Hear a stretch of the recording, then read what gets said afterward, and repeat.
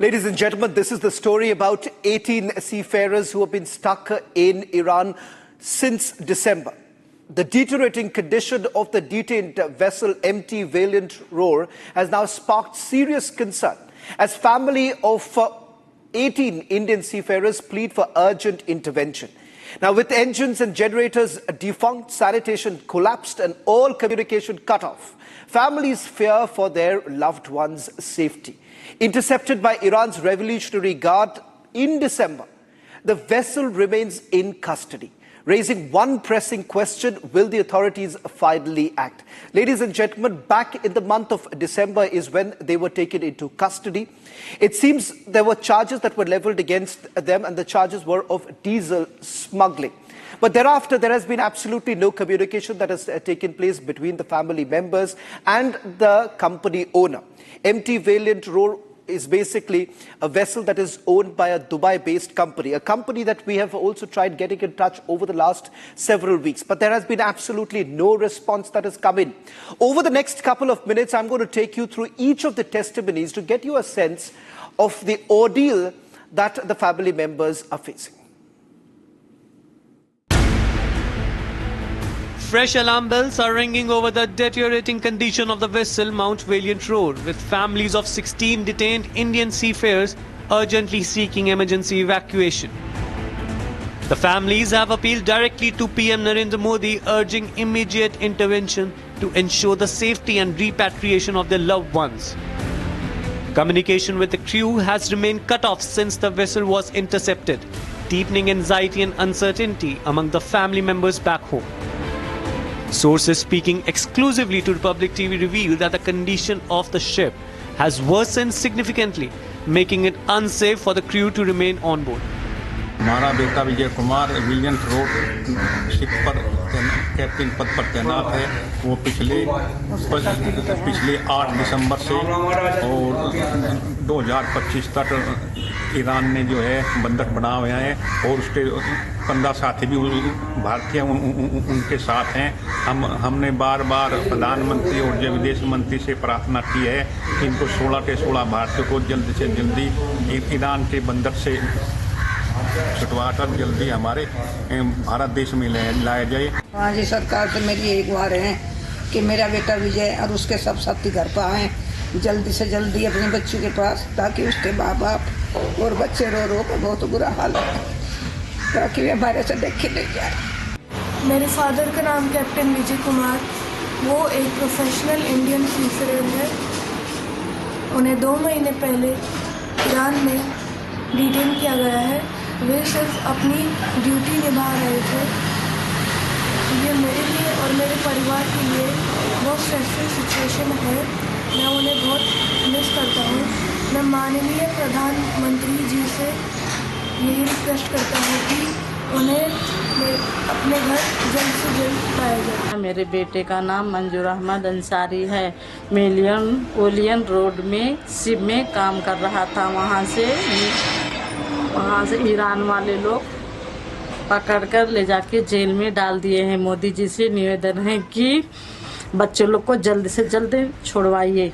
8 दिसंबर 2025 को मेरे हस्बैंड का जहाज ईरान वालों ने किडनैप किया।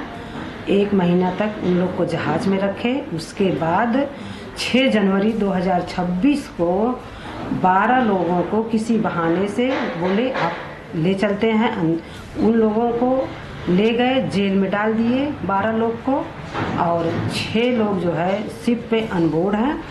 और ईरान वालों ने गलत तरीके से इल्ज़ाम लगाए हैं कि इनके जहाज़ में डीजल का स्मगलिंग चल रहा था, जो कि सरासर एकदम गलत है। कुछ भी नहीं पाया गया है।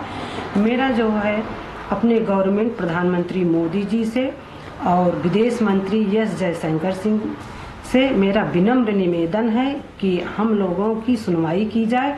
मेरे बड़े भैया मसूद आलम वेलियंट रोर नाम करके एक शिप है, उस पर काम करते हैं। उस शिप को ईरानी नेवी वाले ने 8 दिसंबर से ही अरेस्ट करके लेकर चले गए हैं।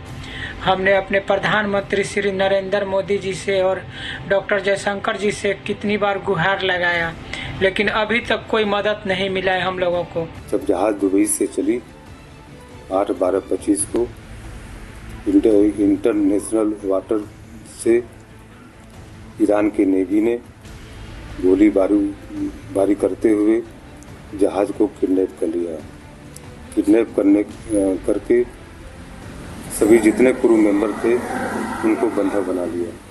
उस पर 18 मेंबर हैं, एक श्रीलंका के हैं, एक बांग्लादेश के हैं, 16 हमारे भारतीय मेंबर हैं, जो 1 महीने तक उनको शिप पर ही बंधक बना कर रखा। मैं मुकेश मेहता गाजियाबाद से निवेदन कर रहा हूँ कि जिन 16 क्रू मेंबर को ईरान में हिरासत में रखा गया है और जिनकी 2 महीने से कोई सुनवाई नहीं हो रही है, यहाँ हमने भारत के प्रधानमंत्री श्री नरेंद्र मोदी एवं विदेश मंत्री डॉक्टर जयशंकर को भी हमने सूचना दी थी और आज हम दोबारा फिर अपील कर रहे हैं उनसे कि आप इस मामले में हस्तक्षेप करके हमारे बेटे व अन्य क्रू मेंबर को सकुशल घर भिजवाने की कोशिश करें।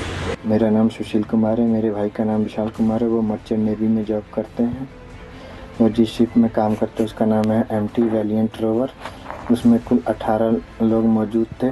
वह इस समय ईरान में फंसे हुए हैं। मेरा भारत सरकार और विदेश मंत्री जी से निवेदन है कि वह जल्द से जल्द उन्हें भारत वापस लाएं।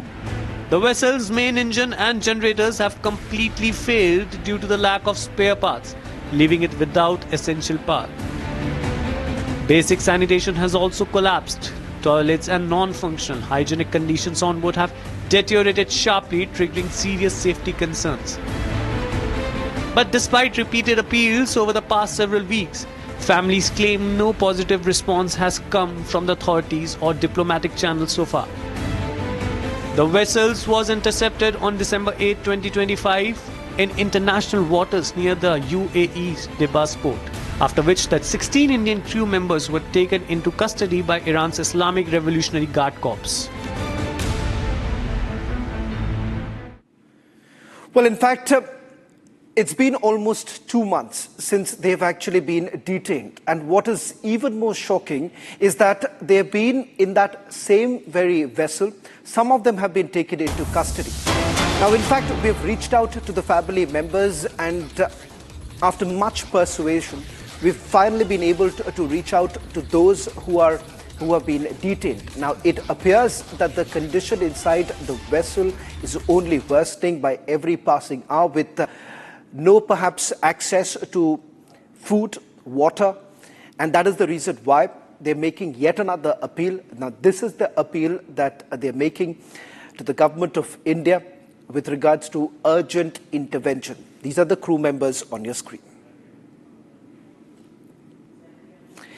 Well, in fact, we're going to play this video out where they're essentially playing out what they're making their appeal and the fact that how they are in a dire situation right now.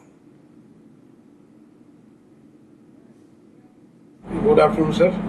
Sir, हम vessel Valiant rover से बोल रहे हैं, जो vessel पिछले 1 महीने से detain किया हुआ है यहाँ पे ईरान में, और ये हमें भी नहीं पता हमें डिटेन क्यों किया गया अभी तक। और हमारे 10 लोगों को 6 तारीख को यहाँ से उठा के ले गए थे लोग, और अभी तक उनके बारे में नहीं पता है वो लोग कहाँ हैं। हमारा जहाज पे सर खाना, पानी और फ्यूल सब खत्म हो रहा है सर, और खाने के लिए ना खाना बचा है ना पीने के लिए पानी है सर। तो हमारी भारत सरकार से ये रिक्वेस्ट है कि हमें जल्दी से जल्दी यहाँ से निकालें सर, और ये विनती है सर सब लोगों की आपसे। Thank you very much. और 18 मेंबर हैं सर हम टोटल, जिसमें 16 इंडियन है, 1 Sri Lankan, 1 Bangladeshi sir. Thank you. Hello sir, నా పేరు పూతి దివాకర్ సార్। నేను ఇక్కడ మర్చెంట్ నేవీ జాబ్ చేస్తున్నాను సీ ఫీల్డ్లో। ఇక్కడ నెల రోజుల నుంచి మేము ఇక్కడ ఇరాన్లో అరెస్ట్ అయిపోయాము సార్। మా దగ్గర దొంగ డీజిల్ ఉందని చెప్పేసి మమ్మల్ని అరెస్ట్ చేశారు। అలాగే మొత్తం 18 మంది మేము, దాంట్లో 16 మంది ఇండియన్ క్రూ, ఒకరు బంగ్లాదేశీ, ఒకరు శ్రీలంక। ఇప్పుడు 10 మందిని తీసుకెళ్ళి జైల్లో పెట్టేసి ఉన్నారు సార్। మా కంపెనీ ఏమంటే ఏం రియాక్షన్ తీసుకోవటం లేదు। ఒకరు మీరే కాపాడండి సార్। మా షిప్ పేరు వచ్చి వ్యాలెంట్ రో, మా కంపెనీ పేరు వచ్చి గ్లోరీ ఇంటర్నేషనల్ పీవీటీ లిమిటెడ్।